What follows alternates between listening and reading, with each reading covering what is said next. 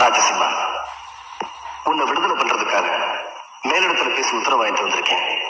ஆனா நீ ஜெயிலுக்குள்ளே ஒரு கைதியை போட்டு அடிச்சிருக்க.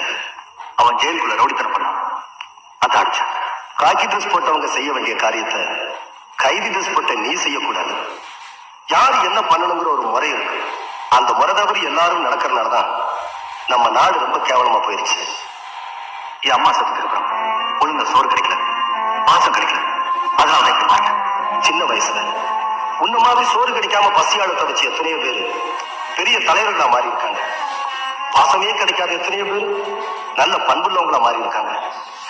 எல்லாரும் உன்ன மாதிரி ரவுடியா மாறல. இதை நான் ஒரு அதிகாரியா சொல்லல, உன் அண்ணனா சொல்றேன். நான் அடிச்சதை மறந்துட்டு நீ நல்லவனா மாறணும், நல்லவனா வாழணும். மாமல் கொடுக்கறதுக்காக அடிக்கிற போலீஸ்கார பார்த்திருக்கேன், ஆனா மனுஷனாக்கிறதுக்காக அடிக்கிற போலீஸ நான் பார்த்ததில்லை சார். முதல் முறையா உங்களை தான் சார் நான் பார்க்கிறேன். நீ என்ன பாராட்டுறதுல எனக்கு சந்தோஷம் இல்ல, மத்தவங்க உன்னை பாராட்டணும், நல்லவனா வாழணும். நான் நல்லவனா வாழ்றது நீங்க பாகிஸ்தான் போறீங்க இல்ல, நான் டெல்லியில இருந்து கேட்க போறேன். பிரதமரோட பாதுகாப்புக்காக என்ன டெல்லிக்கு மாத்திருக்காங்க. இடமா இருந்தாலும் என் இதயத்துல நீ இருக்கணும், அப்படி நீ நடக்கணும்.